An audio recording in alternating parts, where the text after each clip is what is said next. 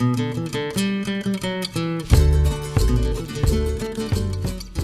I'm Peter Tobias, President of the Orchid Conservation Alliance. We work to create and expand orchid reserves in the tropics. Behind me is one such area in Colombia, and that's me napping after lunch in the reserve. It's an excellent place for a siesta. Although it's amusing to see me napping, it's not amusing to see how we as a global society are napping in the face of so many threats to our environment.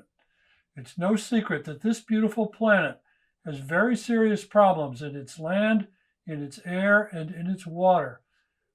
I've been a nature lover all my life, and I've been an orchid grower since the 70s. Like many people, I started with a white phalaenopsis given to me by my wife.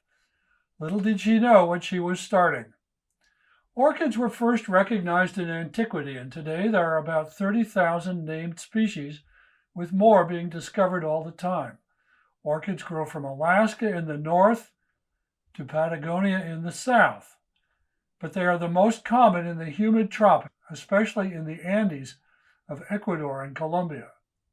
I love growing them in my greenhouse and marveling at the complexity of their flowers.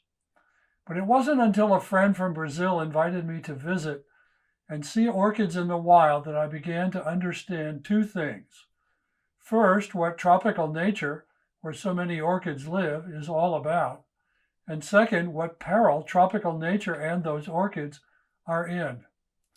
And so, together with Ron Kaufman and Steve Beckendorf, two like-minded orchid growers, we started the Orchid Conservation Alliance. Our goal was to harness the energies of other like-minded orchid growers to protect wild populations of rare and endangered orchids. So, how do we do this? Well, blowing up bulldozers bent on clearing the jungle would surely be fun. But what we really do is raise money, mainly in the United States, and give it to organizations in the tropics that will buy and manage land that is rich in those rare and endangered orchids. This is a picture from our first reserve, the Rio Anzu Reserve, developed in central Ecuador in collaboration with Lou Jost and the Ecominga Foundation. It's an unusual limestone canyon in the otherwise mostly volcanic rock of the Andes. This reserve was established to protect a large population of this orchid, Phragmipedium pearcii. That flower is about 3 inches tall on a 20-inch stem, and it's really a dramatic sight to see it in the sun on the riverbank. Now, when you establish a reserve, you also conserve all the other flora and fauna in the habitat, some of which you may not even know are there. For example, this orchid was found in the reserve and was the basis for a whole new genus of orchids. Of course, there are also many other orchids in the reserve. When you establish a reserve, you protect everything that's in it, whether you know it's there or not. The OCA has also helped to establish another of the Ecominga Foundation's reserves, this one in northern Ecuador, the Dracula Reserve. This is not the South American lair of the famed Count Dracula, but a region of great diversity of the Dracula orchid genus.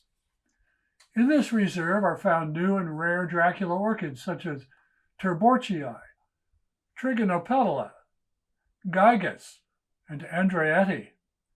It also hosts many new discoveries in other genera as well, such as Poroglossum rowi, Scaphocephalum ziegleri, and Platystelli baccaroi.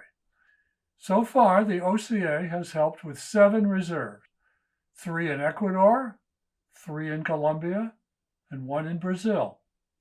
To date, we have donated $470,000 to set aside 3,500 acres. Now, on the scale of the Amazon basin or the Andes mountain range, that's a trivial amount of land. But if you are the orchid Phragmipedium fisheri, the 18 acres of the Phragmipedium fisheri reserve in northern Ecuador is the only haven you will find in that country.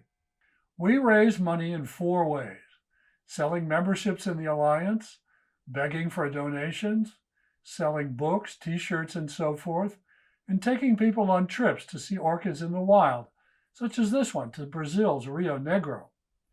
The orchid trips are certainly the most fun, and they are very popular. So far, we've organized 24 of them from China to South America and Europe, and we're eager to take lots of people on many more of these amazing journeys.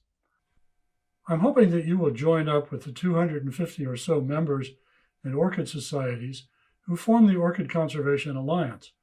When I said that we had donated $470,000 to set aside 3,500 acres, it wasn't Ron Kaufman, Steve Beckendorf, me, and Mary Gerritsen, our newest director, who made that possible. It was the members who made it possible. So join up.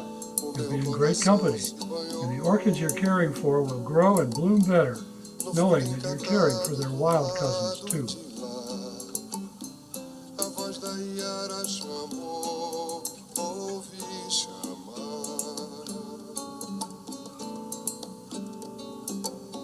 Seu canto cruzou o Amazonas.